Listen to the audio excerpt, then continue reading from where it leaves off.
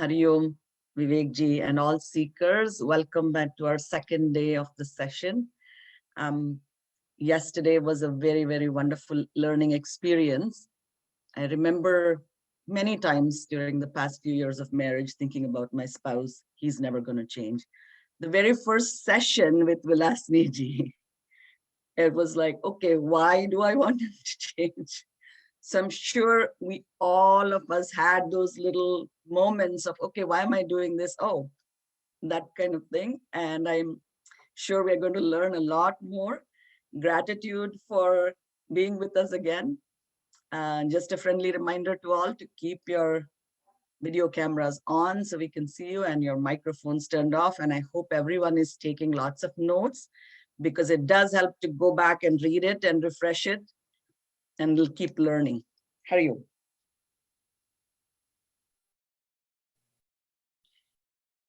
Good evening. In Hari Om from Niagara Falls, we'll commence with our prayers. Oh.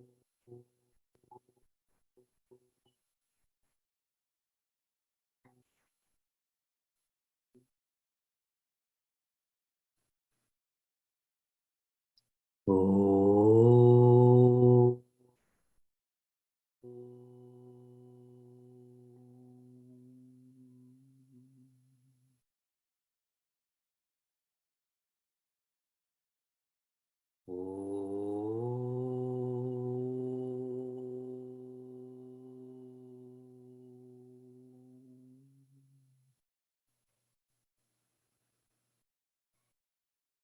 Om Vakratunda Mahakaya Suryakoti Samaprabha Nirvignam Kuru Me Deva Sarvakaryeshu Sarvada Saraswati Namastubhyam Varade Kamarupini Vidyarambham Karishyami Siddhir Bhavatu Me Sada Gurur Brahma Gurur Vishnu Gurur Devo Maheshwaraha Gurudeva Param Brahma Tasmai Shri Gurave Namaha.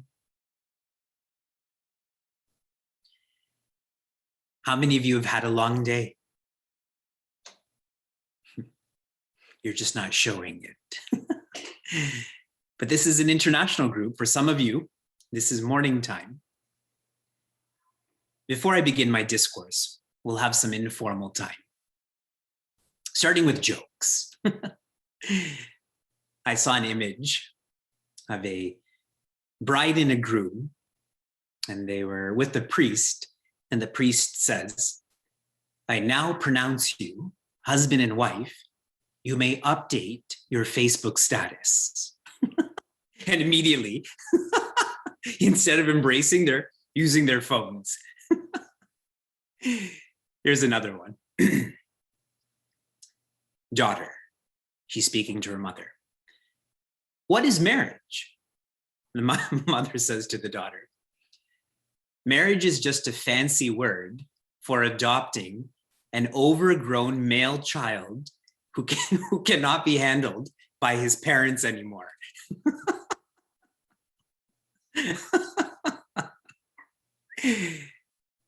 And one more. Grandkids were talking to their parents. The most romantic story is not about Romeo and Juliet, who died together. The most romantic story is our grandfather and grandmother who grew old together. What a lovely perspective.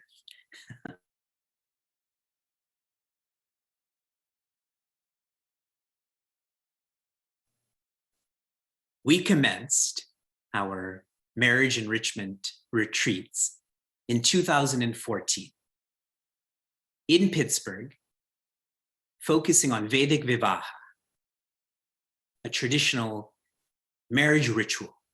How many of you were part of that retreat?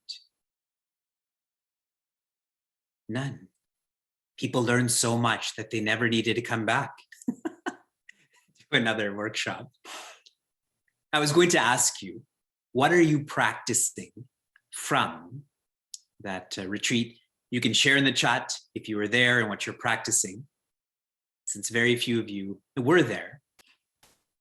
One of the steps that precedes the actual ritual is for a soon-to-be husband and wife to sit on a swing. And then essentially the family swings them back and forth. Did you all do this?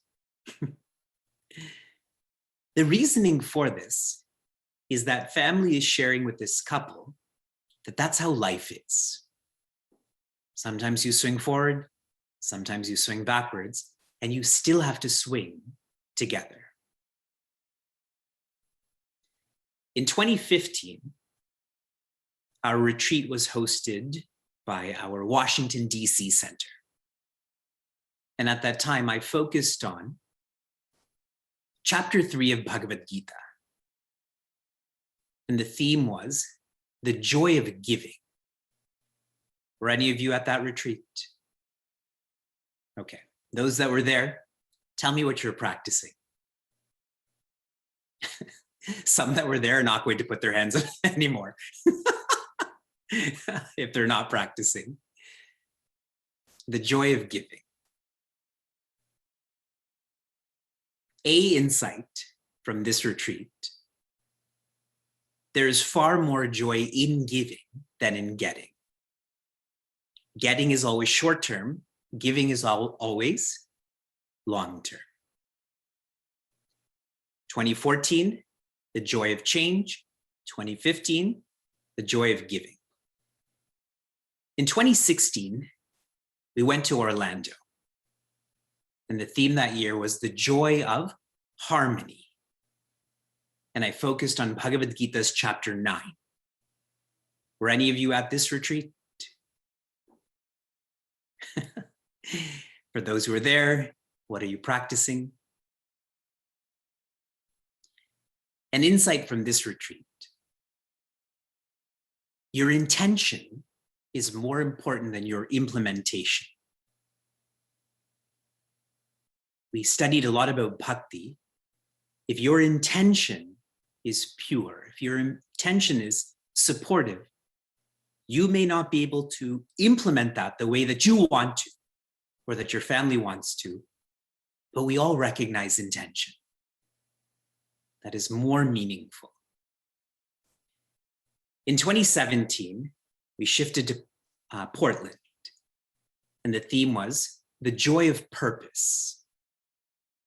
We explored Bhagavad Gita's chapter 4. How many of you were at that retreat?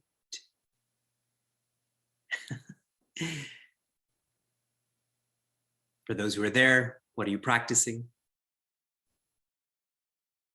Purpose pulls performance. Purpose pulls performance.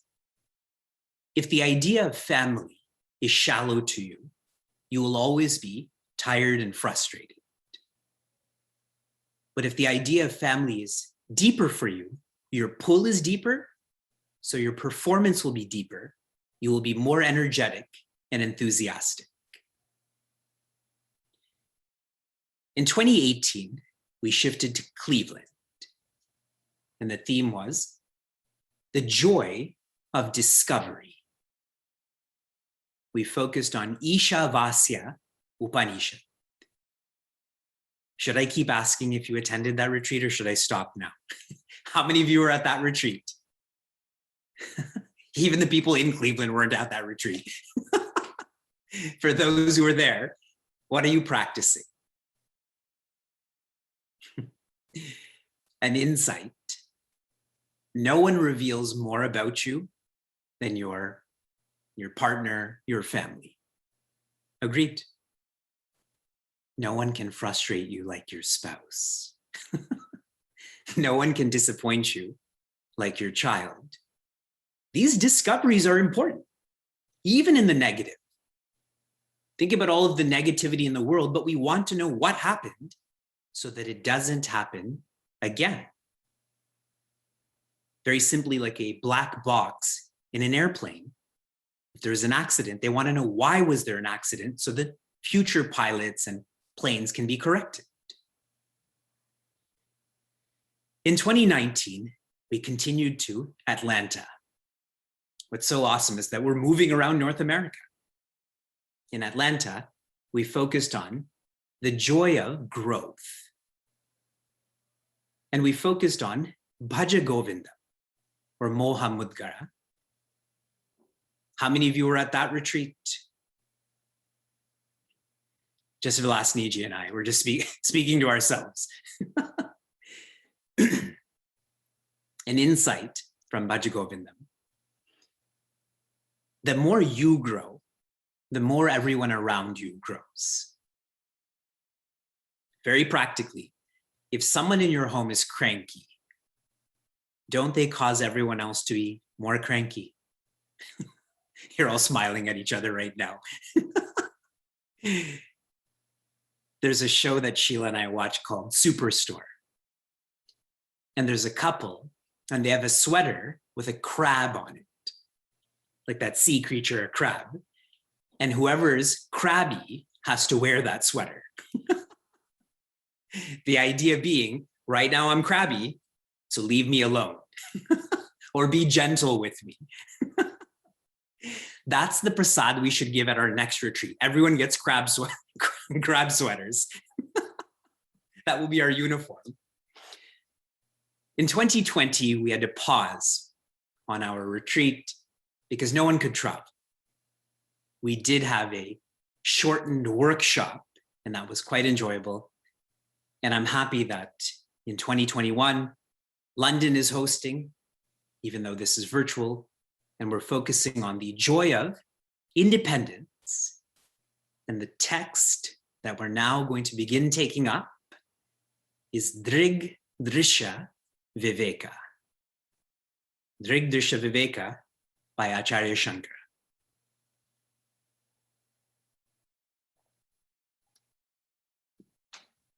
As I was reflecting on independence, independence in Sanskrit means, or is called, swatantra. Swa means oneself.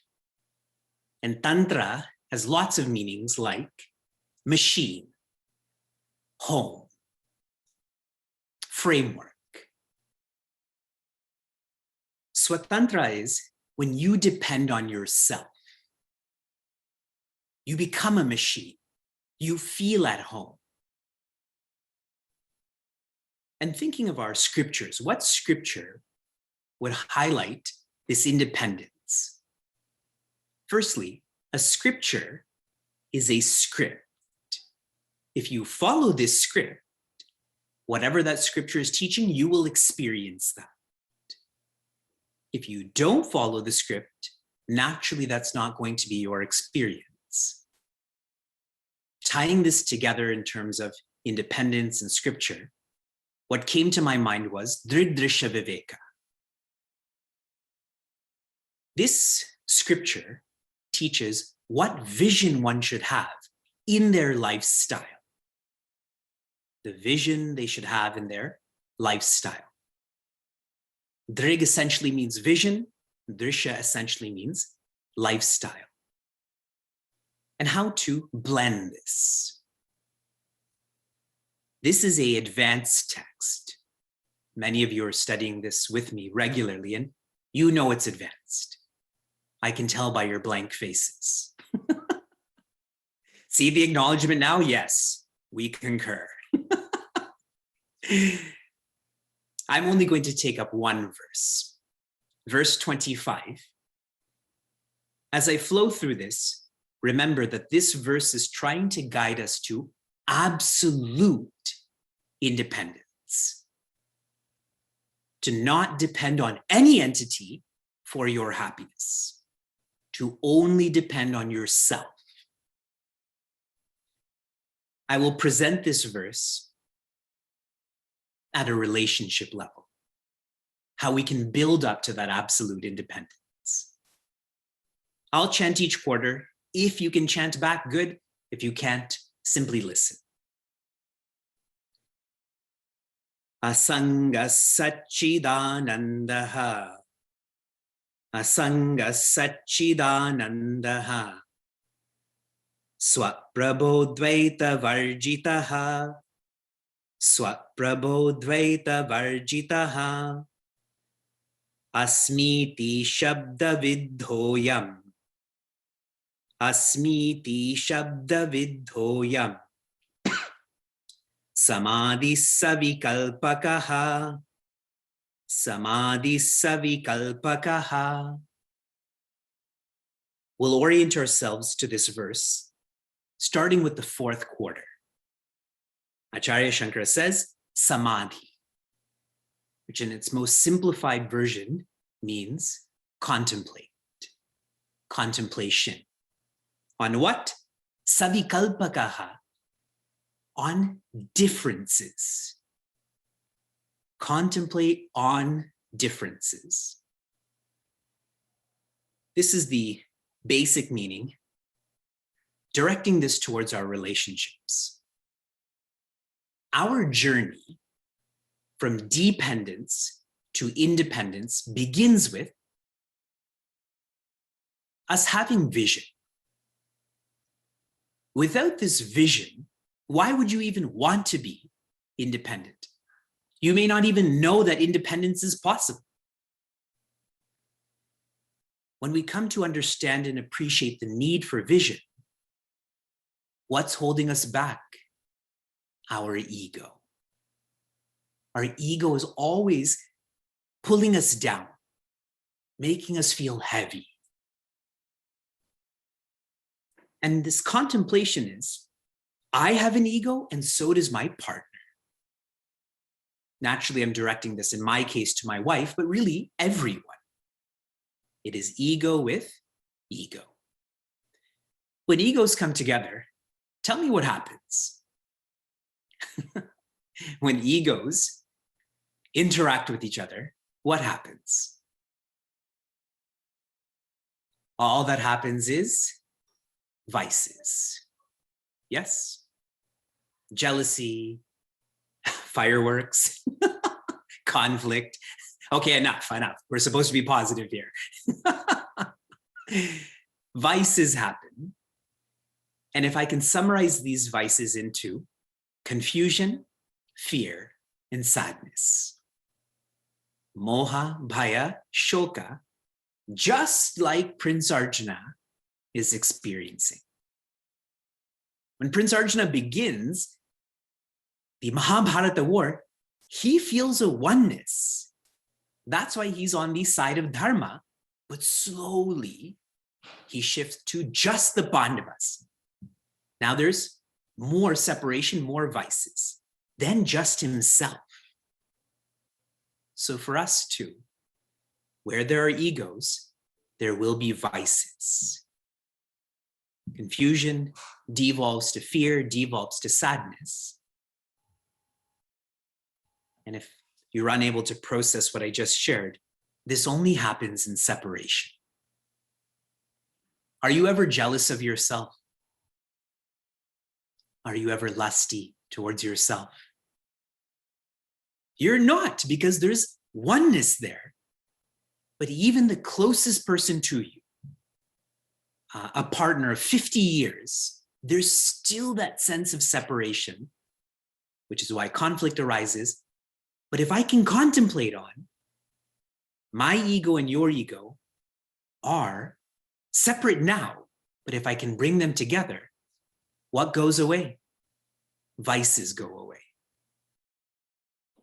All of a sudden, contemplation becomes much more dynamic then, correct? The third quarter. Asmi iti shabda viddaha ayam. This contemplation is about you. Asmi means I am. This vision is about you. And Acharya Shankara is sharing advice here. When we study subjective sciences, we tend to approach them in an objective way. And what that means is, instead of feeling this advice is for us, we feel this advice is for the person sitting next to us. We deflect Objective sciences, you can deflect. A subjective science is about reflecting. A micro proof of this. If something bad happens in your home, suppose you break something, you forget something, and no one else is at home, what do? You feel bad about it shortly, and then you forget about it, right? But if the same thing happens and someone's at home, then what happens? Don't you blame them? You dropped the glass, but you blame them for not washing it enough so it slipped out of your hand. You forgot your Zoom meeting, but you blame them. You were talking to me too much, so I couldn't think about what I had to do. Correct? See how much we deflect. And this is really poetically shown in the Ramayana. Throughout Ravana's life, his amazing partner, Mandodari, is giving him advice. Return Devi Sita. She doesn't belong to you. Go and seek friendship with Bhagwan Rama. And every time she gave this advice, what did he do? He laughed at her. You know, when you watch TV serials and he goes, "Mwahaha!"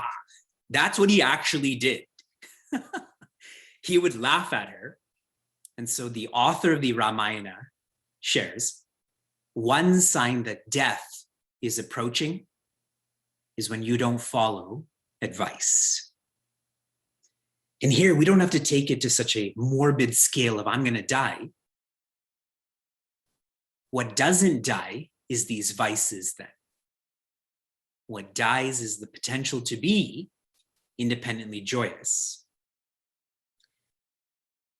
A raw that I've shared with many, whenever someone compliments you, what should you do? Look up.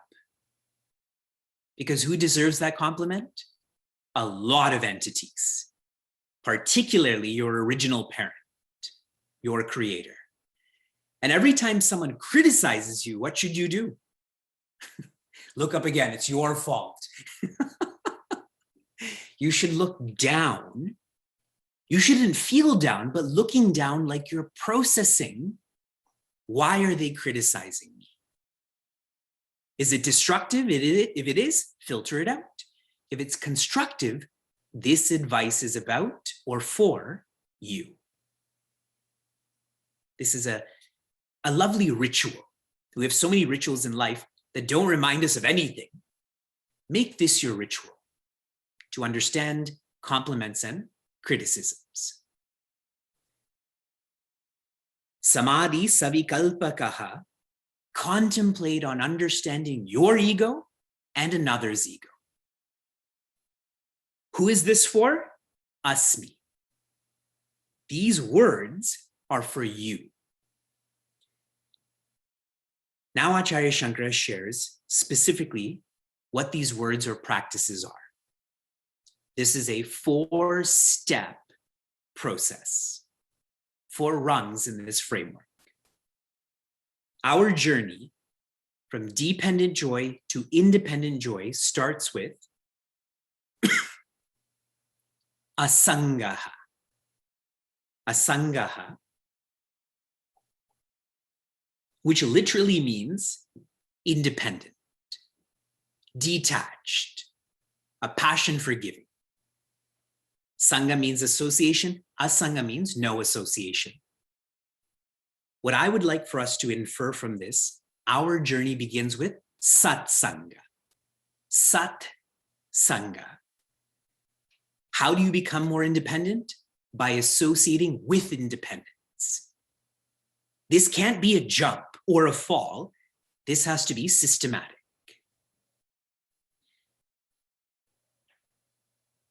Whatever we input has a reaction that tends to make us output. Whatever we input, we output also. That's why we have organs of perception and response. So much of what we input, the people we interact with, what we read, what we see, it makes us more extrovert. Do you agree? Think of the conversations you had with friends or coworkers. Did these conversations make you more introvert or extrovert? Extrovert. We talk more about pleasure, possession, position. Right now, a subject that everyone is talking about is revenge travel. That we're going to take revenge on the coronavirus by traveling everywhere. One greatness about the coronavirus is look at how much access to satsang we have. For all of us in a micro way, maybe we've become more environmentally friendly. Yes, maybe. I don't know that for sure, but maybe. So start to input that which makes you more inward looking. The word introvert means one who is more inward looking. If I have friends who are more service oriented, they're going to make me more inward looking. If I have conversations with my partner, not about stuff we can buy, but about problems in the world and how there can be policies that can change this, that makes me more inward looking towards the source of joy. Making this even more tactile, okay? I've shared what a sangaha means from an absolute level. It is infinity. From a relative level, to input that which makes you more inward looking. That's what satsanga is. From a tactile perspective, sleep earlier. If you want to know how to be more independently joyous by yourself, with your partner, with your family, sleep earlier. If you sleep earlier, you may not wake up earlier initially, but eventually you'll get into the habit of waking up earlier too. I have found in my life, the more hours between the time I wake up and my kids wake up, the more calm I am. The less hours between when I wake up and my kids wake up, suppose it's only half an hour, the more cranky I am. So now with the High Five Challenge, and there's almost 275 of you who are part of this, I'm waking up a full muhurta, a full 3 hours before my kids, and it's awesome. I'm able to engage in so much so that when they wake up and the actual Mahabharata begins, I'm not the Prince Arjuna at the beginning, I'm the Prince Arjuna at the end. Sleep early. So much of our extroversion is caused by what we do in the evenings and at night. True? Of course it is. We eat more than we're supposed to. We talk more than we're supposed to. We use words with each other that we wouldn't use in the morning, I think. Sleep early. You'll wake up early. Asangaha. The next word is Satchidanandaha, which in English means existence, awareness, joy. I would like to simplify this for us to just Ananda. Ananda means joy. Ananda means there's no reason for your happiness. Ananda means you're not looking for gain because you've already gained all you're supposed to. This is from an absolute level. From a relative level, the second part in our journey is sadhana. Sadhana. Satsanga is associating with introversion. Sadhana is practices of discipline. Practices of discipline. A word that sounds like sadhana in Sanskrit and Hindi. Any ideas from anyone? What's a word that sounds like sadhana?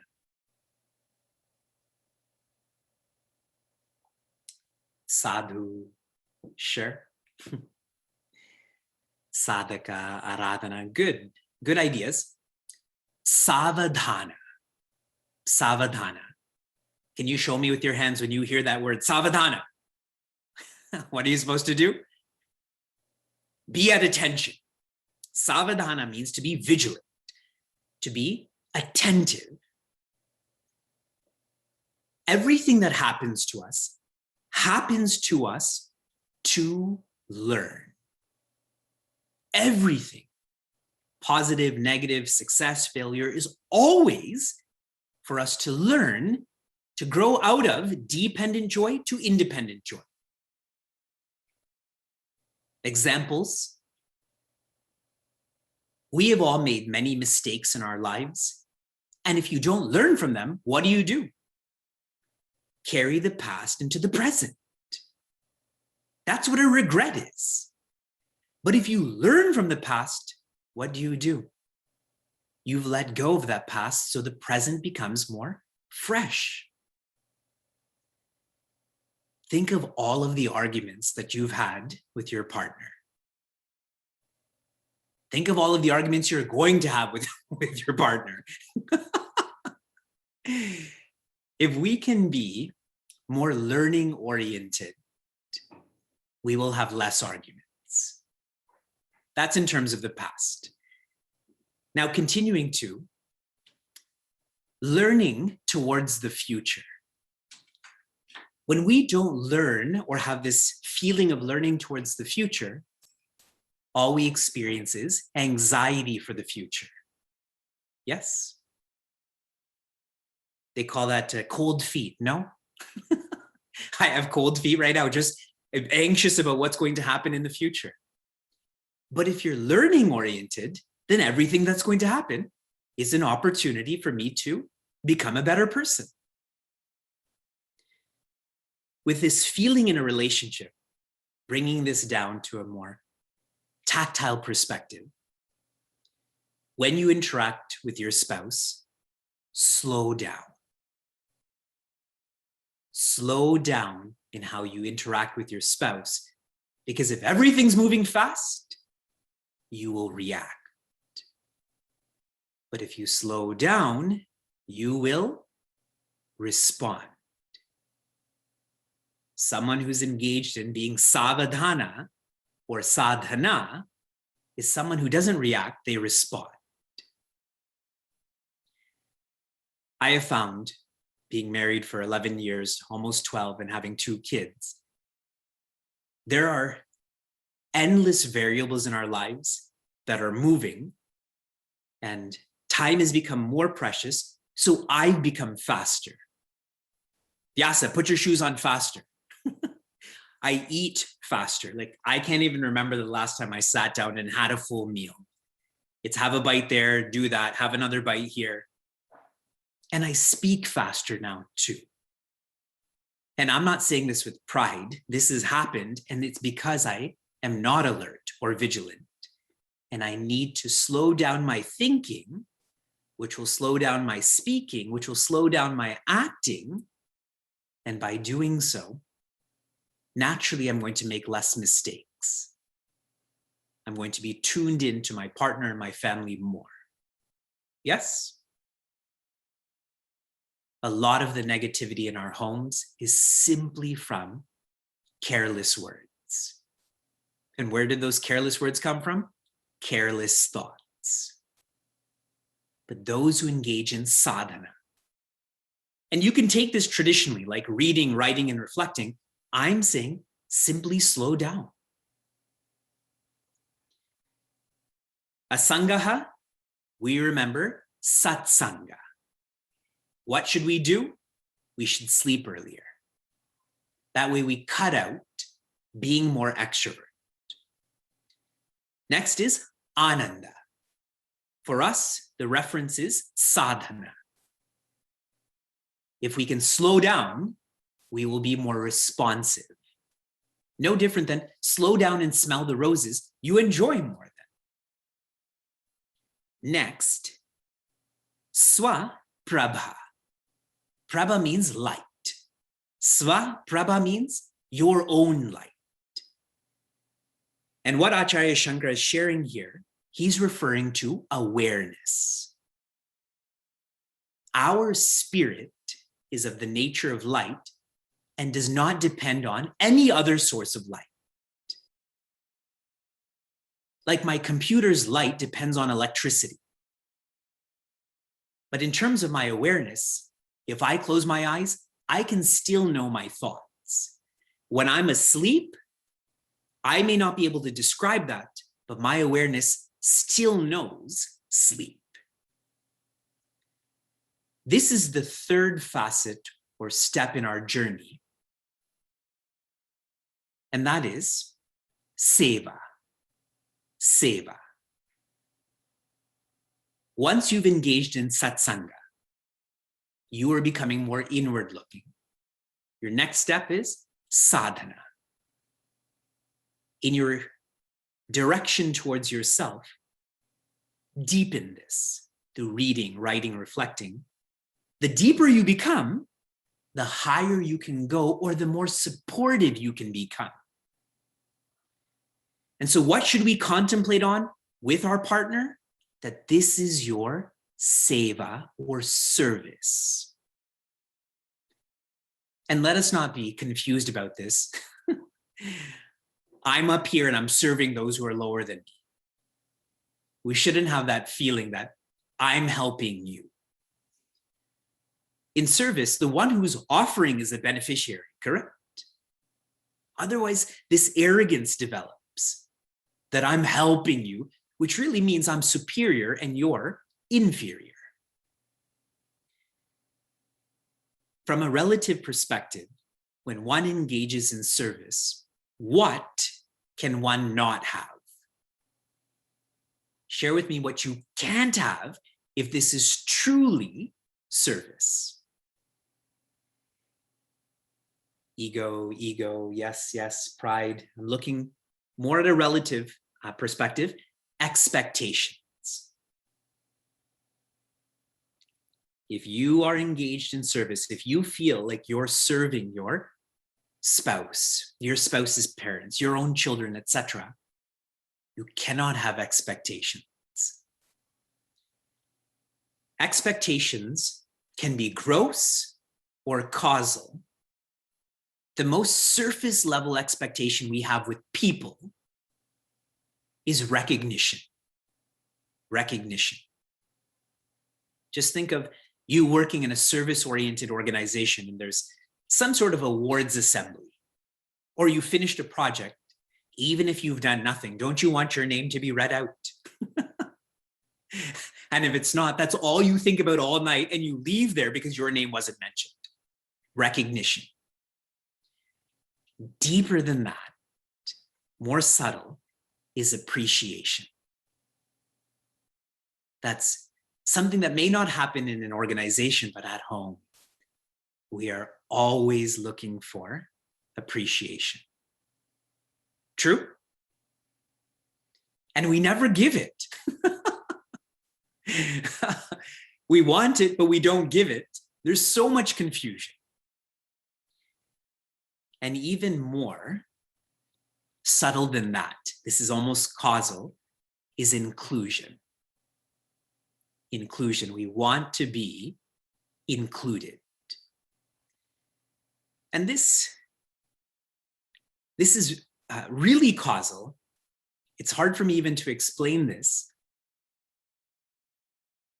When, we'll take this to a family setting, if a child says something positive about a parent, then the other parent feels left out, right? That level of inclusion.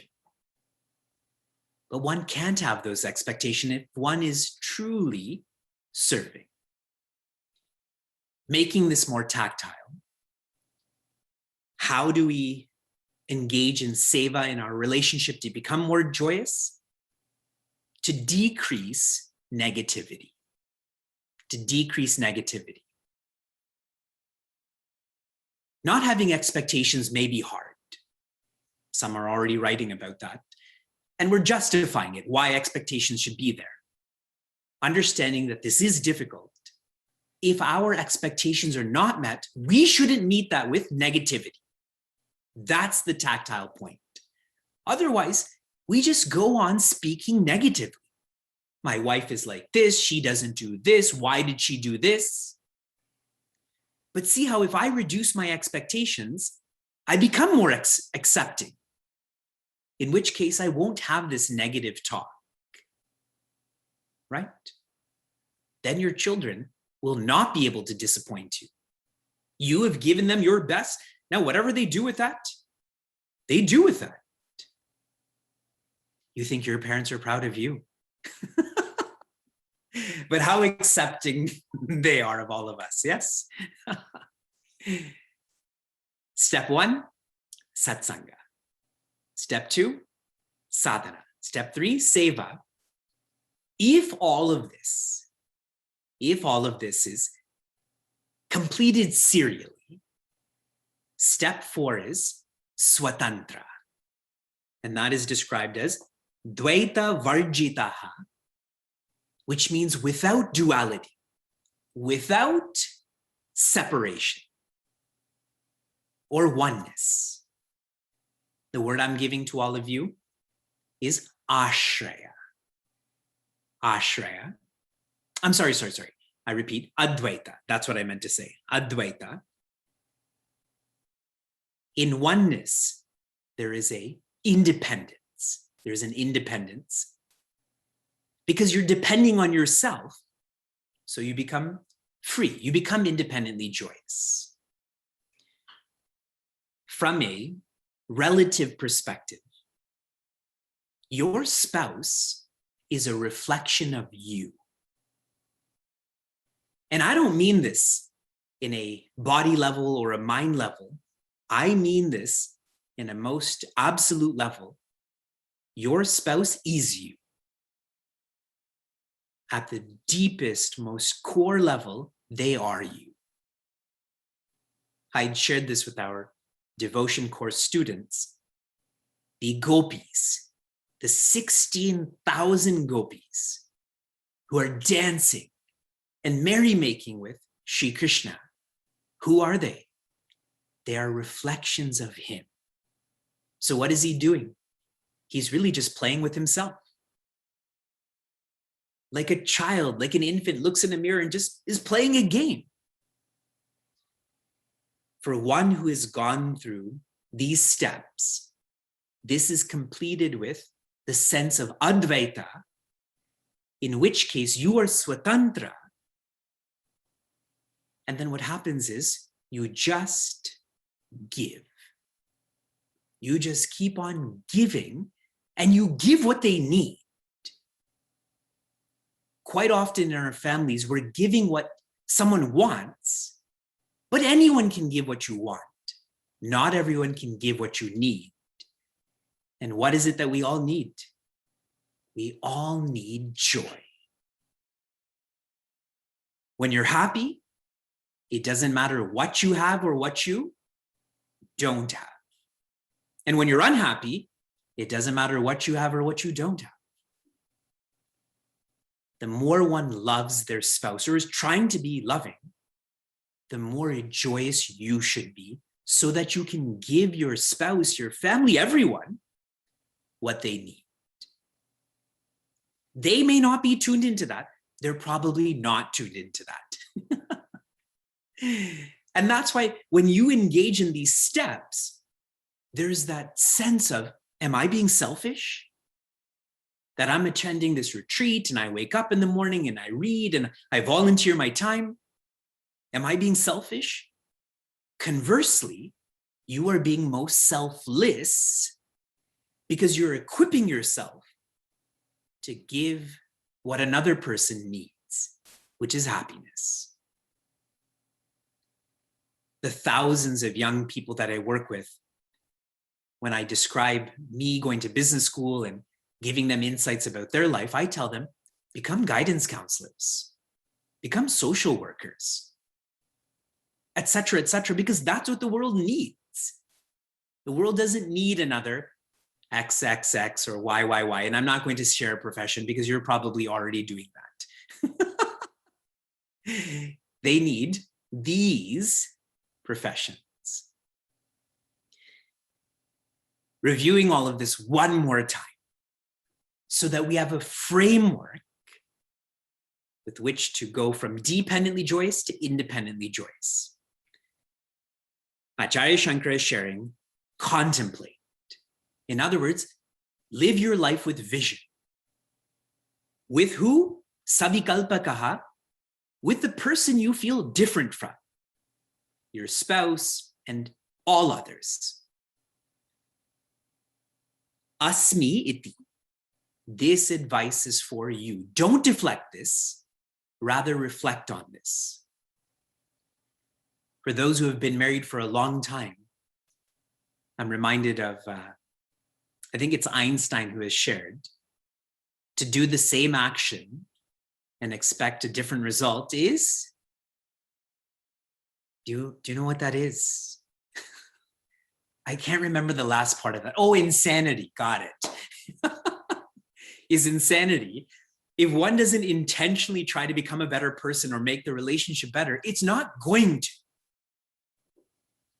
To be a real estate agent, to be an accountant, you have to go through continued professional development. Marriage is much more complex, much more difficult.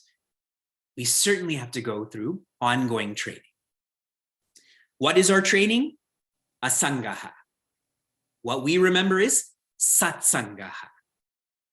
We should input that which makes us inward looking, starting with sleeping early.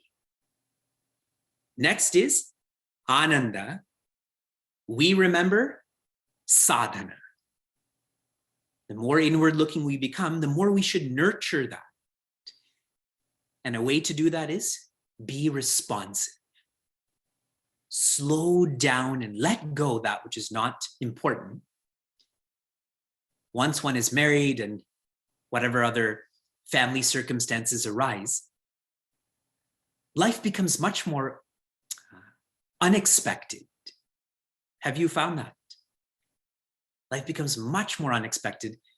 Today, when I was tidying up, I opened that orange recycling truck that our kids play with. What was in there? My keys. And I have so many keys, like to our center, to cars, to my parents' home. There it is. Very unexpected. And I've been a parent long enough where I just smiled. And I feel that if this was theory for me, how dare they? What if those keys were gone? Slow down. Step 3, swaprabha, our remembrances. First of all, I'm going to change this word to ashraya. Ashraya means to support. So swaprabha, you change that to ashraya. And what should we engage in? Seva. Seva. When we serve, we have to have less expectations. When we serve, we have to have less negativity in our thinking, in our speaking. Part of the high five challenge is to forgive early. If there's a conflict at home, just go and hug someone. Just share a joke. Take a glass of water and just pour it on yourself. It will be shock treatment. They'll forget what stupid thing you did before and they'll focus on this one then. And finally, dvaita varjitaha. The word we remember is advaita. And our step is swatantra. Be independent.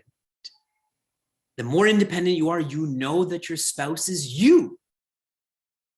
And they may not feel that, so give them what they need. And as I share that, some of you are thinking in the negative, yeah, I'll give them what they need.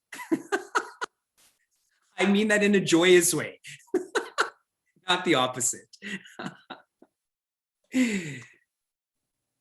Let's chant this together. Amazing, no? How one verse can really give the trajectory for our every relationship.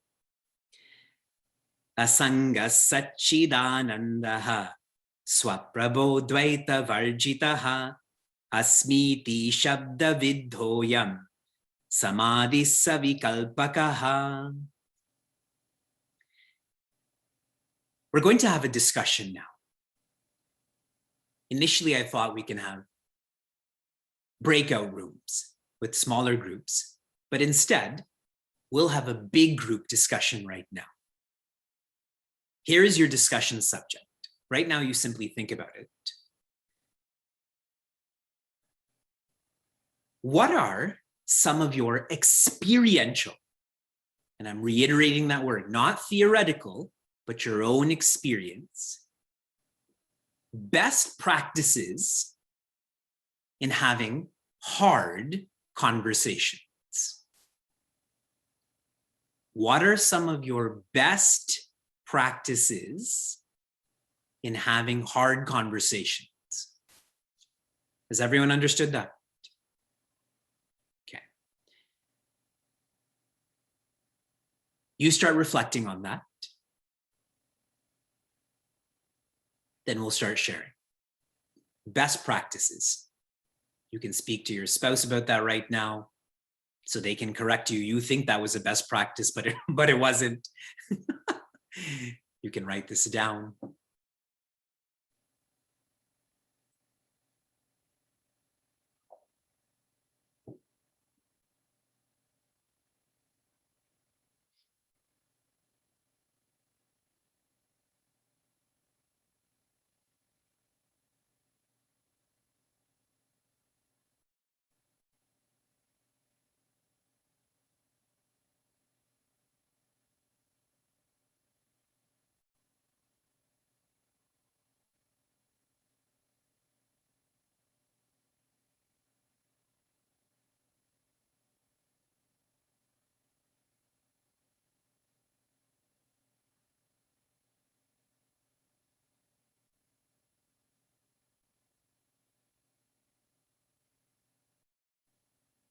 Before we start sharing,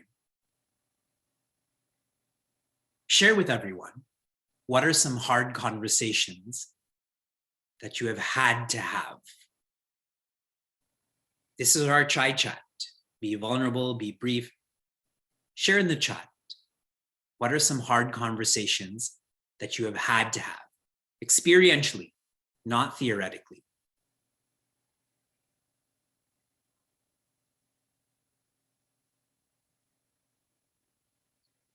Whether to divorce or stay married and work it out. Decisions about your child's health. End-of-life conversations with patients and personal family members. Helping two parents who are separated understand the needs of their child. Joint family circumstances, death in the family. Why they did not call if they're going to be late. Very specific. Daily conversations with students' families who are failing and not coming to school. Not being happy in a marriage. Decisions about conflicts and career progression. Whether to exclude interactions with family members that are toxic. Your sharing is incredible. How open you're all being and how experiential you're being too. Lots and lots and lots, and you can keep reading about this. Okay, let's shift over to best practices. How do you have these hard conversations? Let's shift away from the hard conversations and focus on the best practices.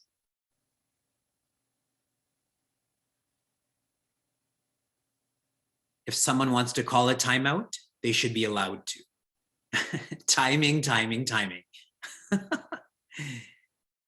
listen attentively, not just with your ears, with your entire body.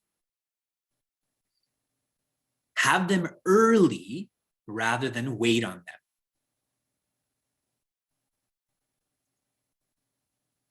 To focus on the facts.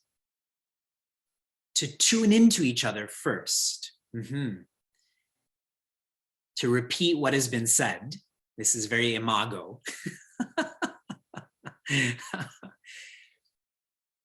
When you watch YouTube videos, do you ever get that ad for master classes? Yes?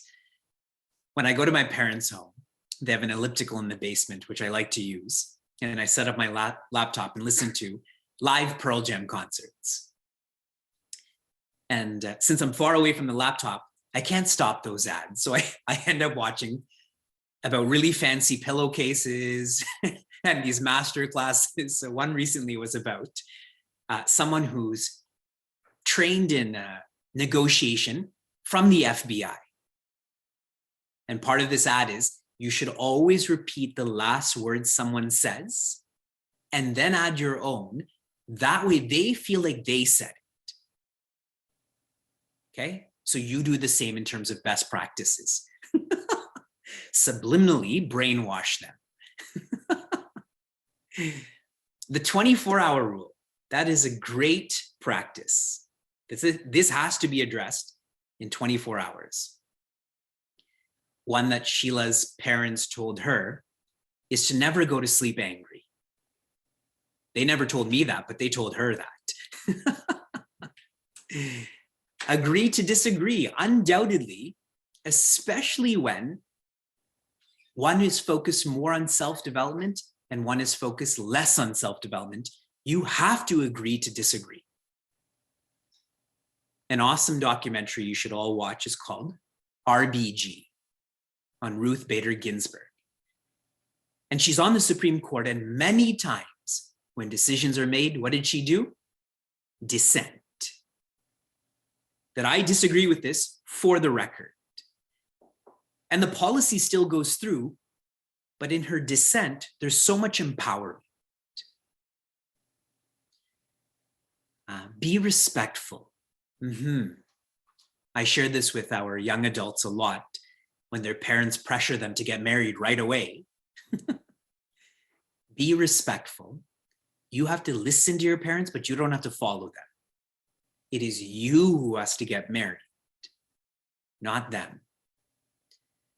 You have given lots and lots and lots of best practices to hug them. This is a great best practice with our older son, Vyasa, who's learning more about himself. Whenever he's frustrated because he doesn't understand and he can't communicate. He can't communicate what he wants or needs. And now that I've assessed that more, when he's in those moments, instead of trying to logically understand, why do you feel like this? What do you want? I just hug him. That way he feels more assured about what he's understanding so that he can communicate better. Correct? We chant, Ma vidvishavahai, which technically means, may we not quarrel. But a positive way to flow into this message is, may we understand each other. And it starts with understanding yourself. Then you can understand another. Last observation about this big group discussion, sharing this experientially. Sheila and I have actively and passively created a culture in our lives and homes of lightness, that we're always teasing each other. That way, when matters become serious, and we've gone through many serious experiences in our life, most recently was a miscarriage, our second. And that is a very serious matter. Because we have this culture of lightness, it's easier to rebound then. Yes? Think of it physically. If you're lighter on your feet and you fall down, it's easier for you to get back up. So that culture of lightness and appreciation. I've learned this later in my marriage. We are all appreciation deprived. No one gets as much appreciation as they deserve. And because we don't get it, we don't give it. And someone has to be the bigger person. One of the Devi retreats we facilitated for Chinmay Mission London, the whole theme was being the bigger person. You share your appreciation, and that whole culture will change. In a political sense, who should go first, America or Iran? Right? That's what's going on right now. Iran says America should go first. America thinks Iran should go first. America, just do it. See how all of these vices happen in separation. With that, we've completed our review of 7 retreats. We've studied an awesome verse from Drigdarsha Viveka that is going to lead us to enlightenment. Yes, yes. We have so many references for best practices. Now you're going to have a pause for 15 minutes or 13 minutes. Don't do anything functional. Don't check your email. Don't go and clean a few dishes, sneak that in so you can go to sleep earlier. Rest your eyes, rest your mind. Remember that which is fundamental, everything that you've just experienced. While this is happening, there will be lovely music that's being played. So your pause starts now. We'll see everyone at 9:14